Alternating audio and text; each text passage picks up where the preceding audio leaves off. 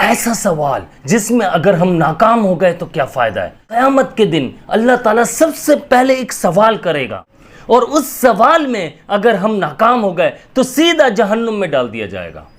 ہم لوگ یہ بات سوچ نہیں رہے، اس بات کو سمجھ نہیں رہے، وہ سوال کیا ہے اس ویڈیو میں جانتے ہیں۔ آج کی ویڈیو صرف ایک معلوماتی ویڈیو نہیں ہے، بلکہ زندگی کا وہ رخ ہے جسے ہم اکثر بھول جاتے ہیں۔ قیامت کا دن ہوگا، سب کے سامنے اللہ رب العزت اپنے بندوں سے سوال کرے گا، اور وہ سب سے پہلا سوال جو کرے گا وہ آپ لوگوں کو معلوم ہونا چاہیے، یہ جان لینا ہر مسلمان پر فرض ہے۔ ذرا سوچئے، ایک میدان بڑا سا کھلے آسمان کے نیچے لاکھوں کروڑوں اربوں خربوں لوگ، اور اللہ رب العزت سب کچھ جانتا ہے، ہر دل کا حال جانتا ہے، آپ کے نامہ اعمال کو کھول کر دیکھتا ہے اور پہلا سوال کرتا ہے۔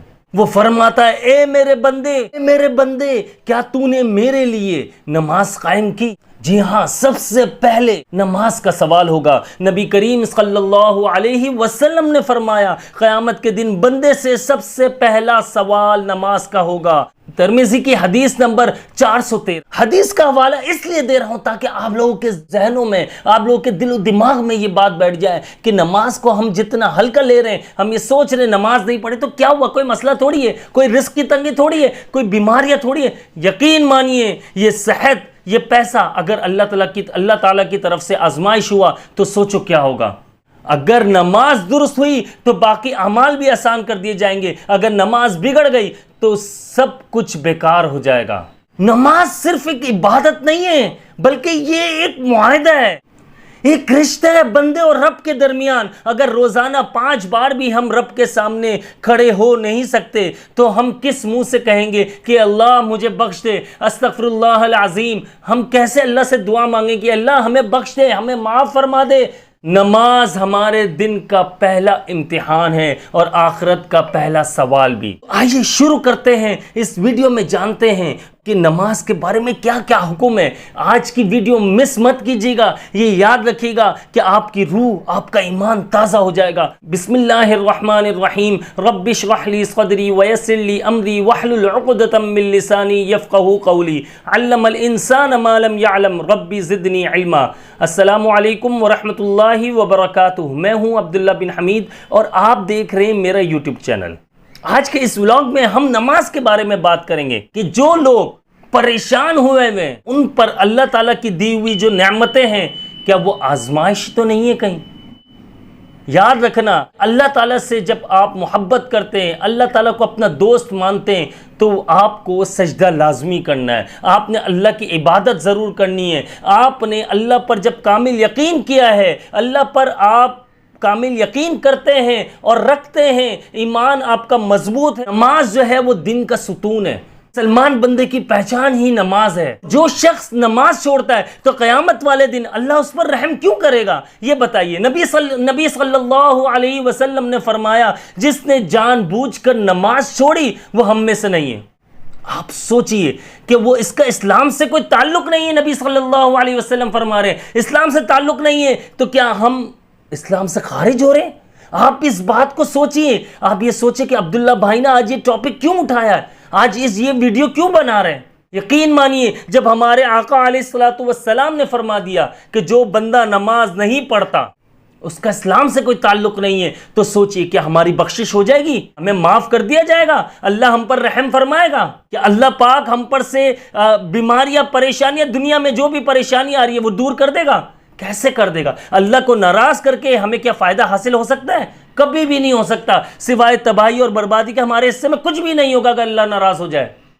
آج نماز کو بہت معمولی سمجھا جا رہا ہے، لوگ نماز کی طرف آ نہیں رہے، نماز پڑھ نہیں رہے، یہاں تک کہ میں نے ویڈیو میں یہ بھی کہا کہ پچھلے کچھ ٹائم پہلے میں نے ویڈیو اپلوڈ کی جس میں، اور اکثر میں ویڈیوز میں کہتا رہتا ہوں، نماز تو پڑھنی ہے، نماز کسی صورت میں نہیں چھوڑنی ہے۔ اگر آپ کافی ٹائم سے نماز نہیں پڑھی آپ نے اور آپ اسٹارٹ کرنا چاہتے ہیں، آپ نماز کے لیے کھڑے ہونا چاہتے ہیں، اذان کی آواز سنتے آپ نماز پڑھنا چاہتے ہیں، لیکن ہمت نہیں ہو رہی، دل نہیں چاہ رہا، شیطان آپ کو کھیل لیتا ہے، وسوسے پیدا ہونے شروع ہو جاتے ہیں کہ یار میں پاک ہوں ناپاک ہوں۔ وضو کر رہے ہیں، آپ کو ایسا لگ رہا ہے کہ یار میں پتہ نہیں وضو صحیح ہوا نہیں ہوا، آپ کو ایسا لگ رہا ہے گندے پانی کے کہیں چھینٹے نہ آ گئے ہو مجھ پہ۔ یا دل ہی نہیں چاہ رہا نماز کا، تو میں نے سب سے سمپل حل آپ لوگوں کو جو بتایا ہوا ہے اس پر عمل کریں، انشاءاللہ فائدہ دیکھیے گا کیسا ہوتا ہے۔ بیت الخلاء، واش روم کی بات اگر کروں، آپ واش روم سے آتے ہیں لازمی ہاتھ دیکھیں، ہاتھ پیر تو سب دھوتے ہیں، ٹھیک ہے، آپ نے وضو کر لینا کمپلیٹ۔ سب سے پہلے جب آپ وضو میں رہیں گے تو آپ یہ یاد رکھیے گا شیطان وسوسے نہیں ڈال سکتا۔ آپ وضو میں ہوں گے، اذان کی آواز جیسے ہی آئے گی آپ کے کانوں میں، آپ اذان کے بعد نماز پڑھنے کھڑے ہو جائیں گے۔ آپ یہ دیکھیے اس کا بینیفٹس دیکھیے کتنے بہترین فائدے ہیں۔ اور دوسری بات میں کہتا ہوں، میں نے یہ ایک بات سمجھانے کے لیے کہی تھی کہ اگر آپ نماز کافی ٹائم سے نہیں پڑھ رہے، اللہ سے توبہ کیجئے، استغفار کیجئے اور آج سے ابھی سے نماز شروع کیجئے۔ اگر نماز کا ٹائم ہو رہا ہے میری ویڈیو روک دیجئے، لیکن نماز پہلے قائم کیجئے۔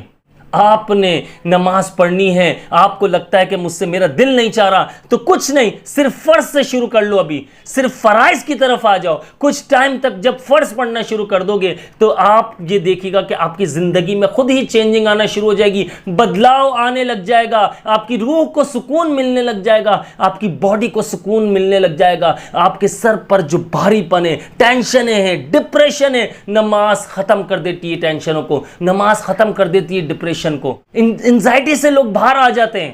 آپ صرف فرض کی طرف ابھی آ جائیے، فرض پڑھنا شروع کیجئے، انشاءاللہ کچھ ٹائم میں آپ جب پکے ہو جائیں گے تو آپ سنتوں پر آ جائے گا، پھر آپ نوافل پہ بھی آ جائیے گا۔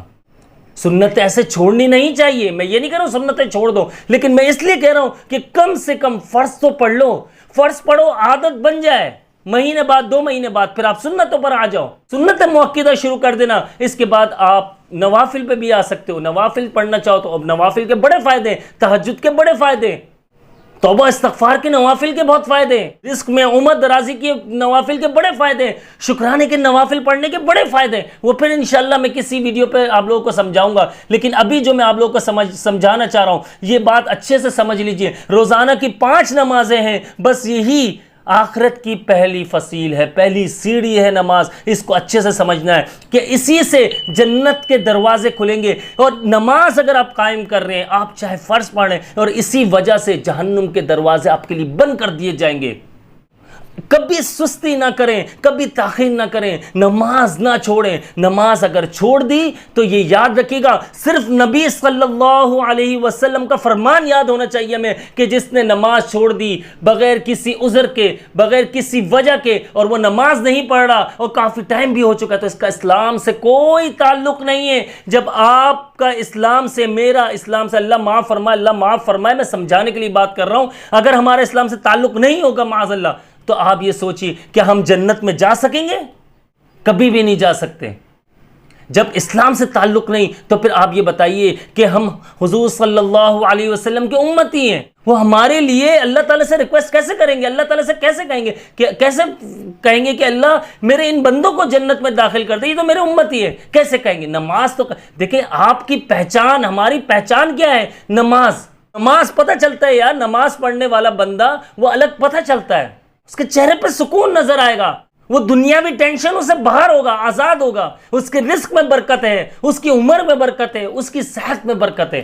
اس لیے نماز میں تاخیر نہ کیجیے، نماز نہیں چھوڑنا ہے۔ اللہ تعالیٰ سے دعا کروں گا، اے اللہ ہم سب کو نماز کا پابند بنا دے، ہماری کوتاہیوں کو معاف فرما دے۔ قیامت کے دن جب سب کو سوال کا سامنا ہو تو ہمارا جواب ہو، یا رب میں نے تیری نماز کبھی نہیں چھوڑی، میں نے پوری کوشش کی، میں نے پڑھی ہے نماز، اے اللہ تو میری نمازوں کو قبول فرما۔ دعا کیجئے، آمین کہیے اس پر، اور آپ سب نے کمنٹ میں بھی آمین کہنا ہے کہ میں نے دعا مانگی ہے، اللہ تعالیٰ سے دعا ہے کہ اللہ تعالیٰ ہماری ان دعاؤں کو قبول فرمائے اور ہمیں نماز کا پابند بنا دے، 5 وقت با جماعت نماز ادا کرنے کی توفیق عطا فرما۔ اے اللہ ہمارے دلوں سے وسوسے اور برے خیالات نکال دیجئے، اے اللہ ہمیں دعاؤں میں رونے کی توفیق عطا فرما، ایسا بنا دے جیسا تو چاہتا ہے، اللہ جیسا تو چاہتا ویسا ہمیں بنا دے۔ اللہ سے دعا کیجئے، روئیے، گڑ گڑائیے، پریشانیاں، مشکلیں، آزمائشیں سب ختم ہو جانی ہیں، سب ختم ہو جائے گا۔ کچھ ٹائم پہلے میں نے ایک ویڈیو میں کہا تھا، آپ اگر آج آپ کی عمر 25 سال، 30 سال، 35 سال، 40 سال، جو بھی عمر ہے، آپ کا بچپن 10 سال عمر، 8 سال عمر، 7 سال عمر، آپ کو یاد ہوگا کہ آپ کے سامنے کوئی بوڑھا، آپ کے گرینڈ فادر ہو گئے، گرینڈ مدر ہو گئی، اب ان لوگوں میں سے کوئی بھی، یعنی کہ جو میں ایک بات کرنا چاہ رہا ہوں آپ لوگوں سے کہ دادا دادی وغیرہ یا پھر نانا نانی وغیرہ، یہ جو بھی ایسے بڑے بزرگ ہم نے اپنے بچپن میں دیکھے، اپنے بچپن میں ان لوگوں کو دیکھا جن کی عمریں 70 80 سال 90 سال تھی، تو کیا آج وہ زندہ ہیں؟ نہیں ہے۔ یہی جواب ملے گا، نہیں ہے، وہ دنیا سے جا چکے ہیں۔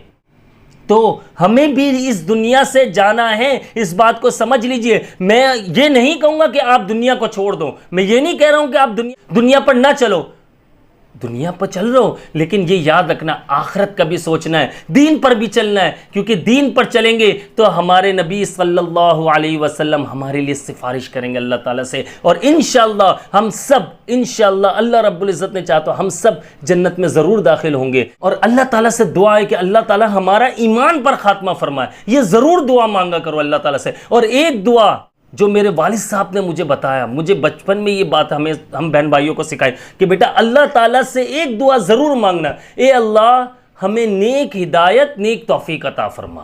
یہ دعا ضرور مانگا کریں، یقین کریں اللہ کی طرف سے اگر ہدایت اور توفیق مل گئی، آپ کی زندگی تو بن جائے گی، آپ کی دنیا تو بنے گی، آخرت بھی بن جائے گی آپ کی۔ آپ خود ہی دن پر چلنے لگ جائیں گے، مزہ آنے لگے گا۔ آج جو آپ کو نماز میں سستی، کاہلی ہو رہی ہے، آپ کو پریشانی ہو رہی ہے، نماز پڑھنے کا دل نہیں چاہ رہا، اس وقت آپ کو اذان کا انتظار ہوگا، اذان کب ہوگی، مجھے نماز پڑھنی ہے، اس وقت آپ سارے کام چھوڑ کے نماز کے لیے کھڑے ہو جائیں گے۔ یہ ہدایت ہے، توفیق ہے، اس لیے کہتے ہیں دل سے نماز پڑھو۔ 4 فرض پڑھ رہے ہو، 2 فرض پڑھ رہے ہو، 3 فرض پڑھ رہے ہو، جو بھی نماز کا ٹائم ہے اس حساب سے فرض پڑھ رہے ہو، لیکن اس نماز میں دل لگا لو، ان سجدوں میں دل لگا لو، ان دعاؤں میں دل لگا لو، رو لو اللہ کے سامنے۔ پھر دیکھو زندگی کیسی تمہاری بن جاتی ہے، زندگی میں کیسے بہاریں آ جاتی ہیں، زندگی میں کیسے خوشیاں آ جاتی ہے، کیسے خوشحالی آ جاتی ہے، ہر ایک سانس کا مزہ آنے لگ جائے گا۔ میں قسم کھا کر کہہ رہا ہوں، ہر ایک سانس کا مزہ آنے لگ جاتا ہے۔ آپ سوچتے ہو کہ عبداللہ بھائی اتنی جذبات میں ویڈیو بناتے ہیں، یار یہ ایسی باتیں کرتے ہوئے میں پتہ نہیں کیوں ایموشنل ہو جاتا ہوں، میں کیوں جذباتی ہو جاتا ہوں، اور مجھے اچھا لگتا ہے، مجھے یہ باتیں کرنا اچھا لگتا ہے۔ اللہ تعالیٰ سے دعا ہے کہ اللہ تعالیٰ مجھے اور ہم سب کو دین پر چلنے کی توفیق عطا فرمائے۔ اور میرے چینل کو لازمی سبسکرائب کر لیجئے گا، بیل آئیکن کو پریس کر لیجئے گا، اور جو اپنی خاص دعاؤں میں یاد رکھیے گا۔ میں ہوں آپ سب کا بھائی عبداللہ بن حمید۔ السلام علیکم ورحمۃ اللہ۔